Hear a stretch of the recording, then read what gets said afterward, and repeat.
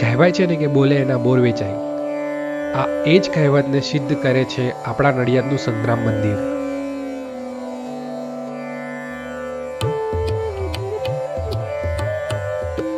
જય મહારાજ દોસ્તો, ફરીથી એકવાર તમારું સ્વાગત કરું છું આપણા એક નવા વિડીયોમાં.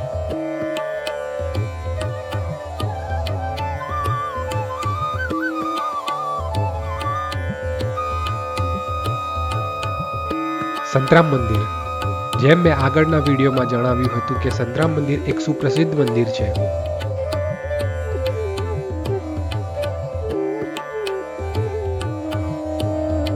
સંતરામ મહારાજની મહિમા અપરંપાર છે.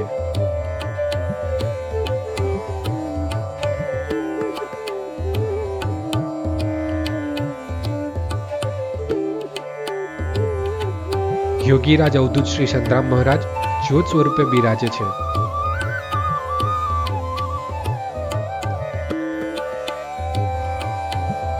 આશરે 200 વર્ષ પહેલા મહારાજ શ્રી બેઠા હતા અને એક વૈષ્ણવ આચાર્ય આવ્યા હતા પોતાના બાળકને લઈને.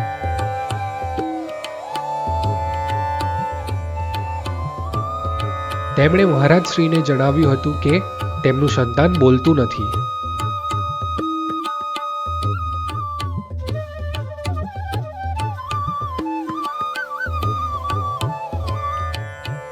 શ્રી સંતરામ મહારાજે ત્યાં પડેલા બોર ઉછાળ્યા અને વૈષ્ણવને જણાવ્યું કે તમારું સંતાન બોલતું થઈ જશે.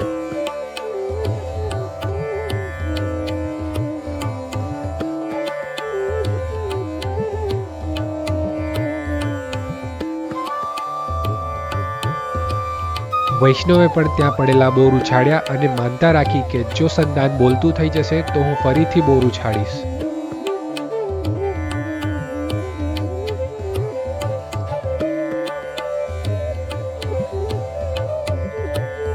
અને થોડા સમય પછી વૈષ્ણવનું સંતાન બોલતા થઈ ગયું.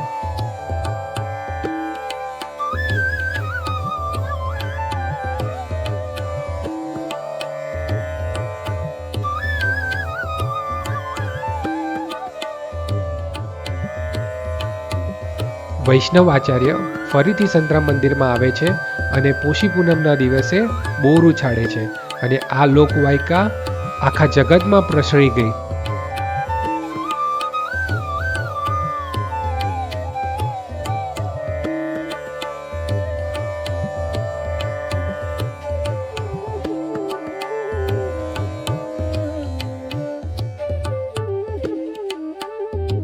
આજે આશરે 200 વર્ષ પછી પણ તમને આ મહિમા નડિયાદના સંતરામ મંદિરમાં જોવા મળે છે.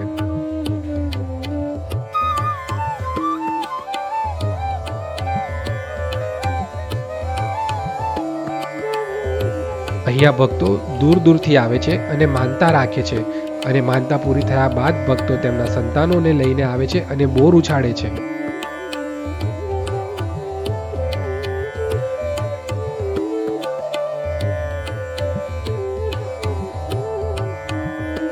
પોષી પૂનમના દિવસે ઉછાળેલા બોરને ભક્તો પ્રસાદ રૂપે ગ્રહણ કરે છે.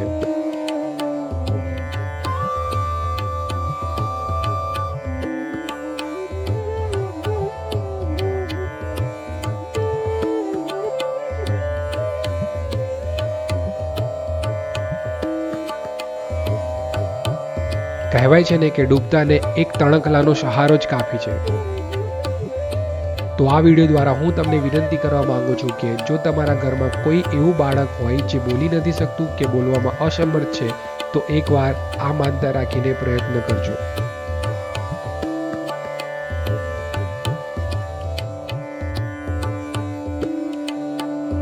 હું આશા રાખું છું કે તમને આ વિડીયો જરૂર ગમ્યો હશે અને જો તમને આ વિડીયો ગમ્યો હોય તો પ્લીઝ અમારા વિડીયોને લાઈક, કમેન્ટ અને શેર જરૂર કરજો.